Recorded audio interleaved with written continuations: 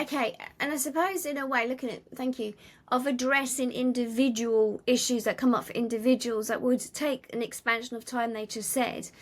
But the battlefield, as they keep saying, is in the mind. And so it's about learning about more about yourself, and learning that through whatever those experiences that come up, is to sit with it. How is it making you feel? What are those primeval sort of emotions and feelings and senses that you are receiving for a situation? And then also there's a limitation sometimes that people feel, that some people may feel that there's a limitation, as in, well, how do I get through that? I can't achieve this, I can't achieve that. Or we tend to compare ourselves. So as a human, you tend to compare yourself and the journey that you're going on and going through. But it's about, what is the biggest lesson that you have learnt through the situation that's occurred to you? What is it that's come up for you? What is it showing? And a lot of the time it will show some of our weaknesses that we have, and sometimes we don't want to look at those weaknesses, because we sort of, once we start looking at it, it's like open up a can of worms. Well, then once I start looking at my weaknesses, you see that as something terrible and negative, but it's not. It's actually, by looking at those weaknesses, it's how do we strengthen that? How do we grow from that? So being vulnerable sometimes is the best thing to be feeling. And sometimes we're seeing it as it is a weakness and it's something that's very negative, but it's not. It's that vulnerability of a situation that when we actually look at it and delve into it, as in, where is this coming up? Where has it come from?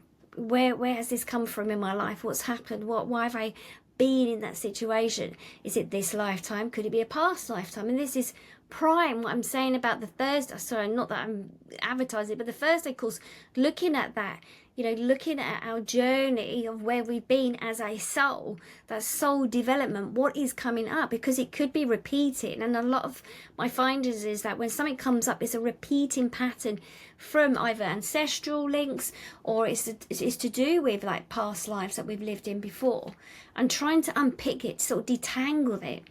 It's not that it needs to be done on your own either. It's like something that can be brought, but working with your team, asking for guidance, like meditation, working with our spiritual team, asking to connect to your higher self, just so that we get a clearer understanding of what's going on. It's like that showing me in the mirror.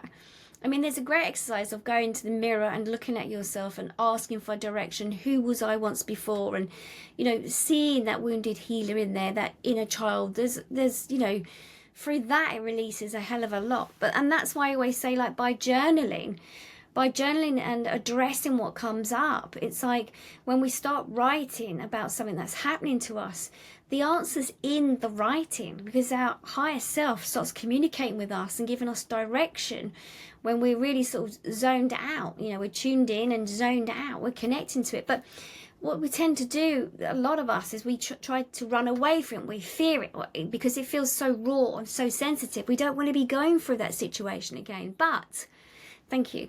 One of them just said to me that literally by when something comes up, it means it's time to address it. It's risen to the surface. I've said this before, like, if we get a piece of wood in our finger and it's a splinter, when it's ready to come up to the surface, it might feel really sore and tender, but it just means it's now risen to the surface. Whatever it is, it's time to take out that splinter. It's a bit like, taking out that from the wound. Unpick it, open it up to the air, let it start to heal. But if we hide it and keep pushing something down, it festers and it's more painful.